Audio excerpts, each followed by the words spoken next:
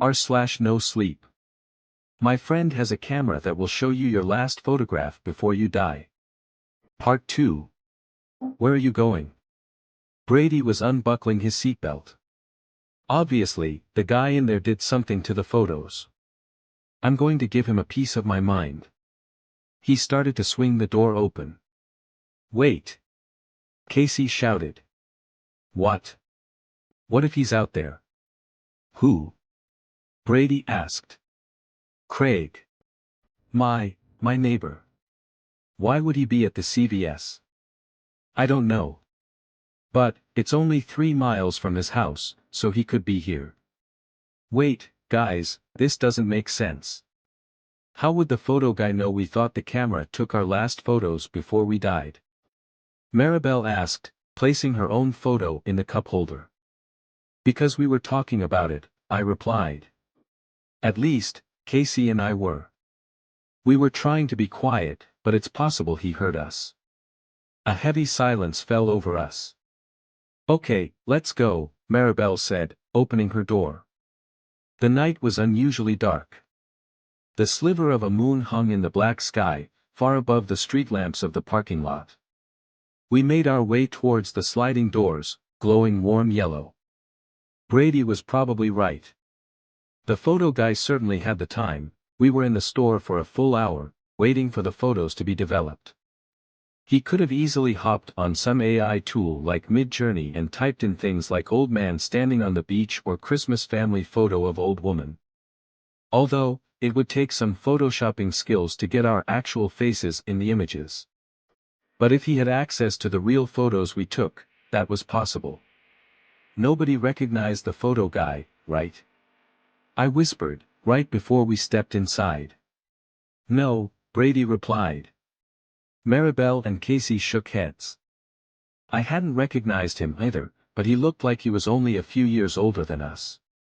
It was possible he knew one of us. Maybe he even had some sort of revenge plot. Maybe his brother had a crush on Casey, or maybe Maribel got picked for the trivia team over his little sister. Just because we didn't know him, didn't mean he didn't know us. 6 degrees of separation. Much less than that, in a small town like ours. We stepped into the CVS. There was an old woman at the cash register, but no one at the photo booth. Hey, where'd he go? The photo guy. Brady called out to her, somewhat aggressively. He's in the back, I think, she replied, eyeing him warily. We wandered through the aisles. He's hiding, Brady whispered to us. He knows what he did and he's hiding out. We followed him down the aisle, the fluorescent lights blinking above us. The more empty aisles we passed, the more convinced I became of this theory. He'd messed with the photos and slipped out before we could confront him about it. Except, that left all sorts of questions, like, how did he know what Casey's neighbor's basement looked like? Wouldn't an AI tool refuse to generate such a disturbing image of a woman tied up in a basement? We turned the corner, and there he was. The photo guy, restocking in the cold medicine aisle. And then it happened. Brady went batshit on him. Hey! Hey! That wasn't fucking funny, what you did to the photos. Photo guy whipped around. His eyes widened and he held up his hands. Whoa, whoa, he said, taking a step back. What are you? Stop, Casey said, stepping in front of Brady. Then she turned to photo guy. Did you do something to the photos? Her tone had an edge to it I'd never heard in it before. Fear and anger slicing through her usual bubbly, chatty tone. And then, to my shock, photo guy nodded. All of us froze. For a second, time seemed to stop. Then Brady started up again. You're a sicko. That was a horrible thing to do, photoshopping Casey, making it look like she was tied up in a basement. Wait, what? Photo guy asked, his eyes widening. Oh, don't deny it, Casey spat. Brady's right, what you did was sick. You're a fucking psycho. No, I did not do that. He shook his head wildly. Look, all I was saying is that I messed up your photo job. Okay. Earlier today I spilled some Coke on the machine, and when your photos came out, they were all warped and weird and stuff. That happens if water gets inside the machine. And I already threw out the negatives, so I couldn't reprint them. That's all. He held up his hands in surrender. So you didn't edit a photo to show Casey, I said, gesturing to her, tied up in a basement. His expression told me the answer. No. Wait, all the photos were messed up. I asked. Yeah, I think so. We didn't get any photos that were messed up. Right? I turned to Casey. She shook her head. Photo guy shrugged. I don't know, guys. I'm just telling you what happened.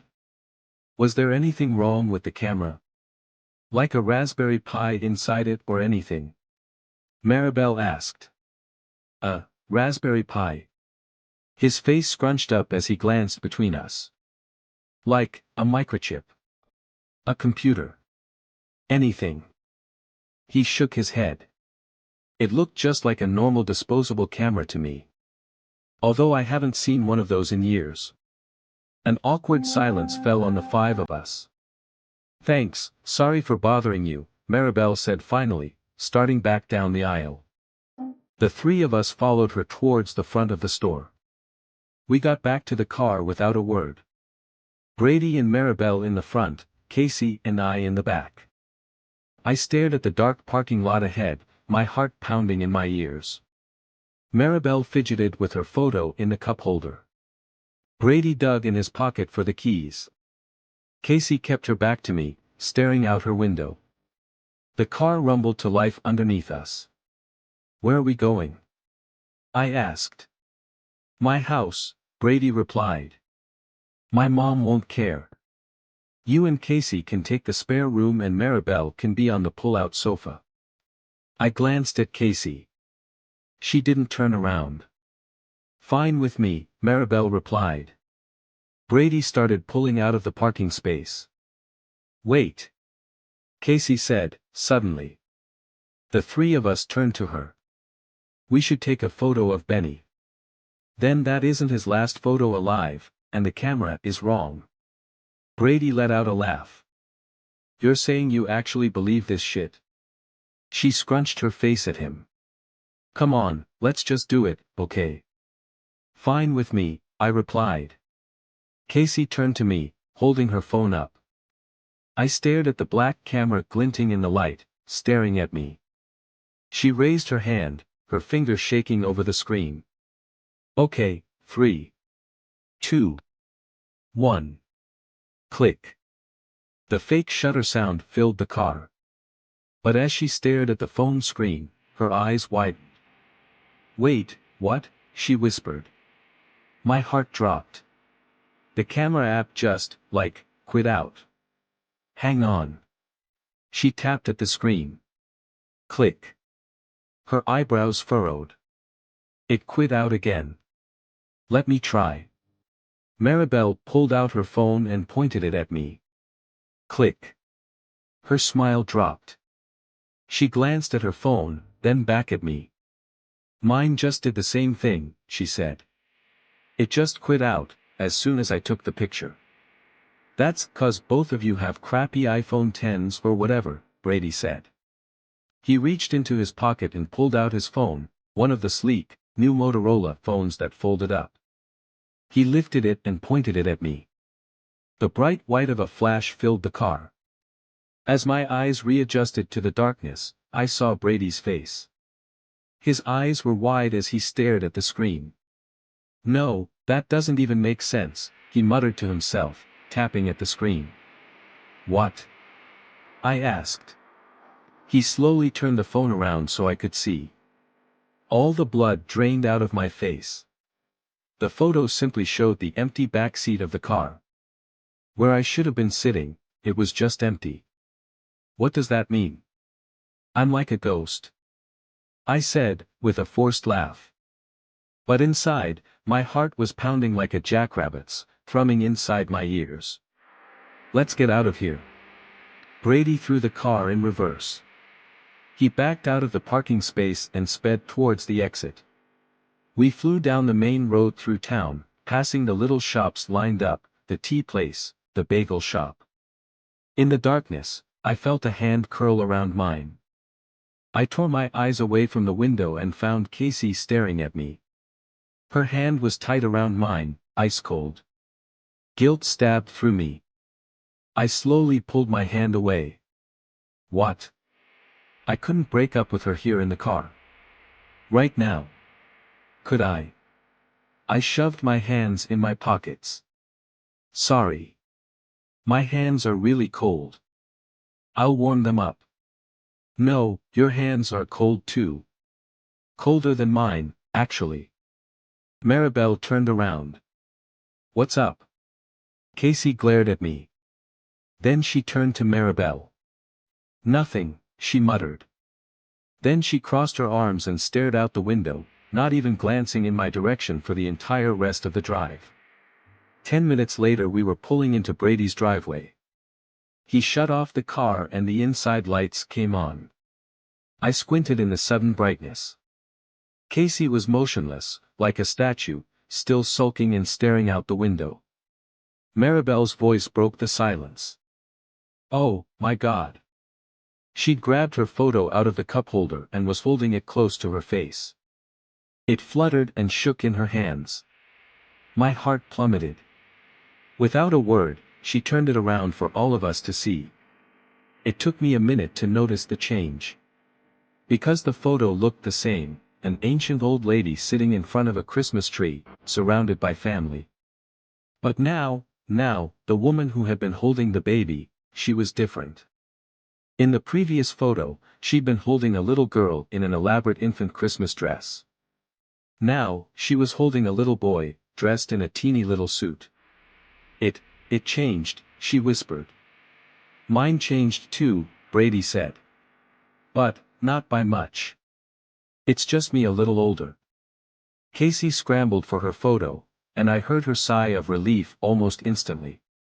She held it out to me, shoving it in my face, before I could even look at mine. We did it, she said, her voice wavering. Look. Her photo no longer showed her tied up in a basement. Instead, it was a woman with wild gray hair in her 60s, posing next to a shaggy black dog. Relief flooded me. But that relief evaporated as soon as I looked at my photo again. It wasn't the same photo of me posing against the tree. It was a different photo, a wedding photo. I was dressed in a tux. Beaming with joy, grinning ear to ear. Hair slicked back and bow tie crisp black against my neck. Hand in hand with a beautiful bride. A bride I recognized. It was Maribel. I tried to hide it, but it was too late. Casey's eyes widened. Brady and Maribel leaned into the back seat, curious.